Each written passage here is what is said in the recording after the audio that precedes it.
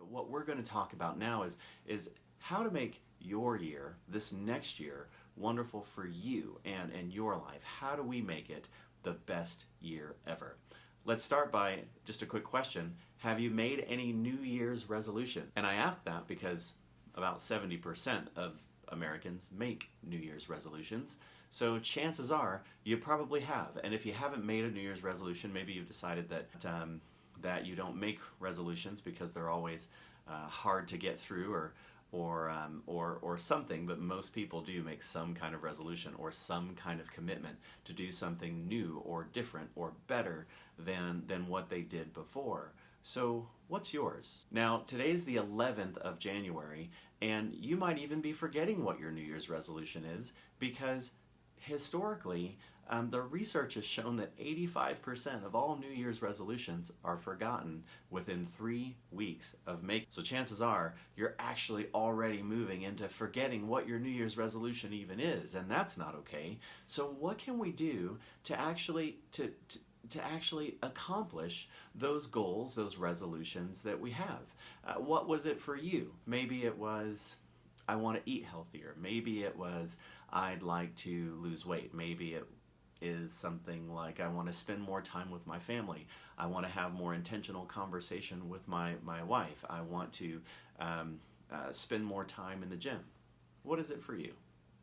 For me, there were a couple, and officially they're not resolutions, maybe, but one thing that I've decided was that I'm going to be really intentional in the conversations I have.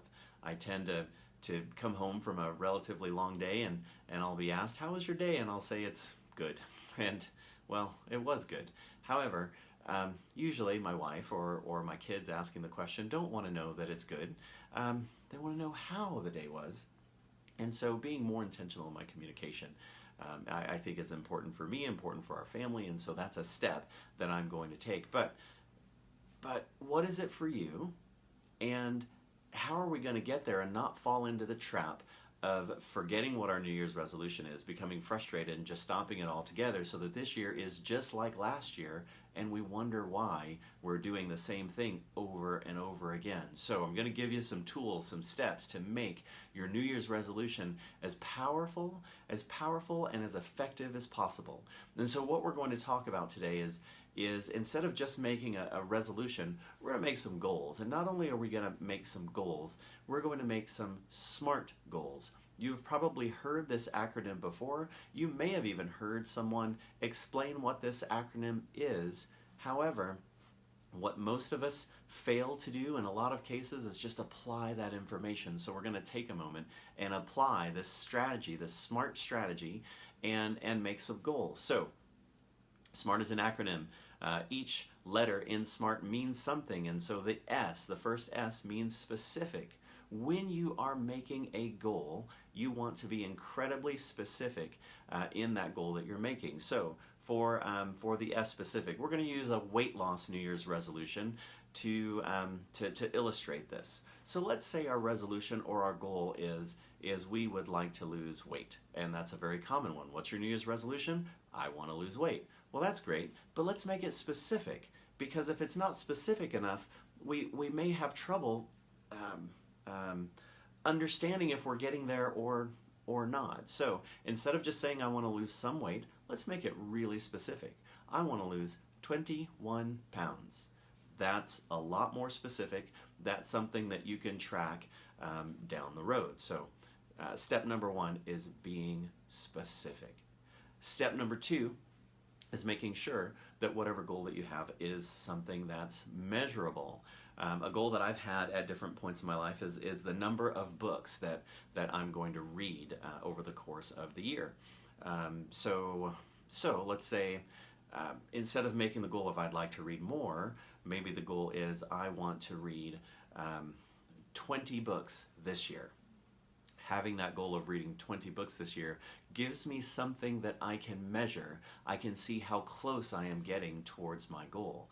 I want to, and so over the course of a period of time, you can track your progress. So in the first month, I can see, am I on my way to getting my goal of 20 books a month? I will have had to read 1.5 books in that month to be on track to accomplish that goal. So your goal needs to be something that is measurable. That's vital, that it's something that's measurable. If it's not measurable, you're not going to know if you're getting there. The next step, A. So we've done S in SMART, that's specific. M is measurable. Now we'll talk about A. The goal has to be something that's attainable.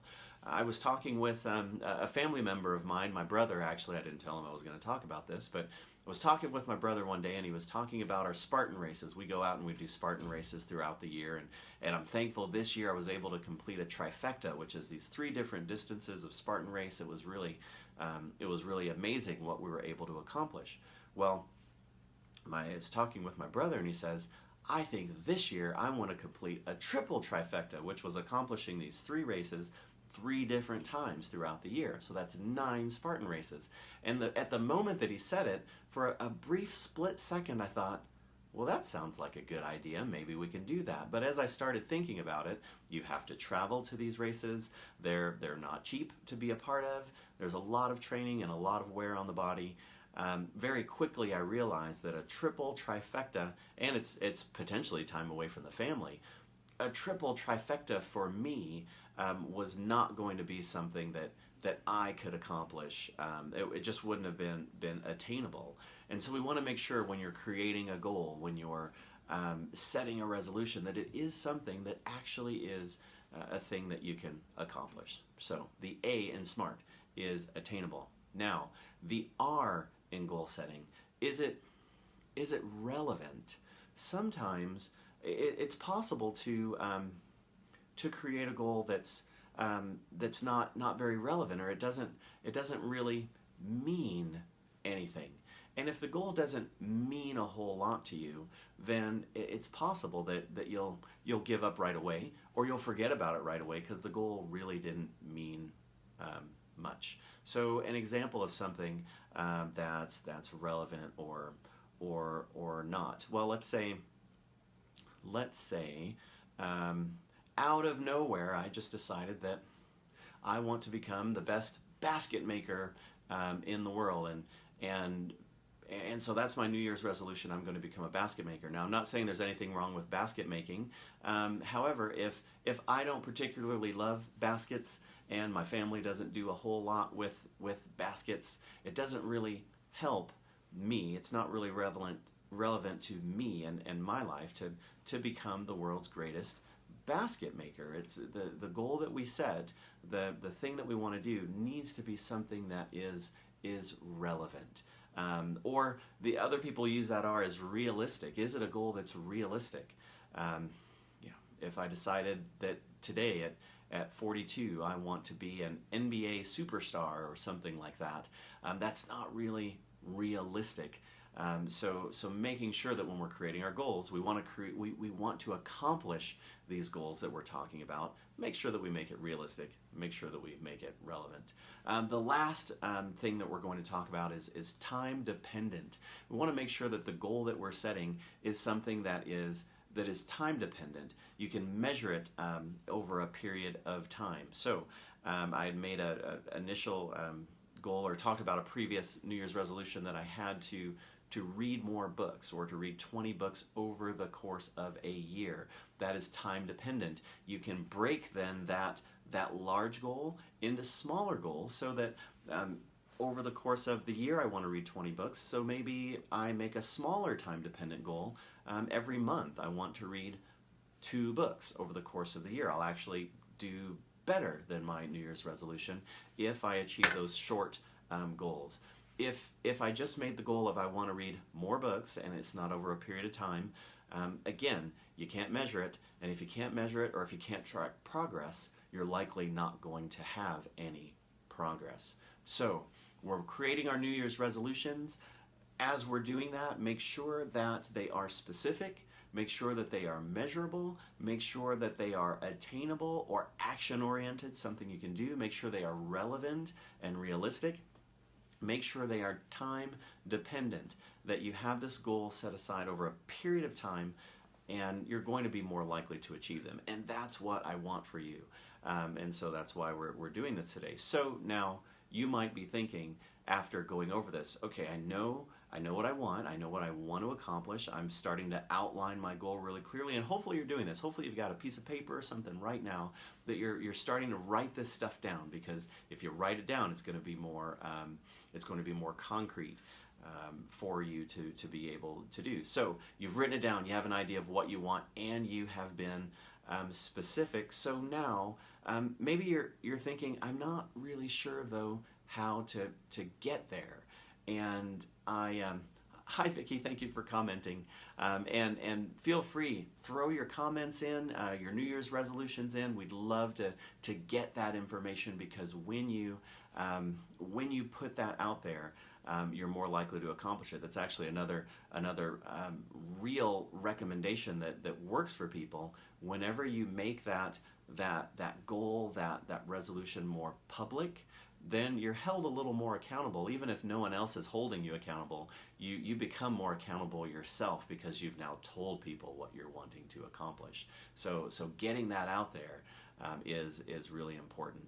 But if you're wondering how to achieve those goals, one of the things that you want to make sure that you do things that are attainable. And so if you don't know how to achieve your goal, which, let's say 21 pounds was one thing that we had talked about. If you wanted to lose a specific amount of weight, then you want to, if you don't know how to do it yourself, then you want to find the person, the expert that's going to be able to do that for you. So for any of you that have health goals, that you want to start eating better, you want to lose weight, that sort of thing, I want to invite you to meet our health coach.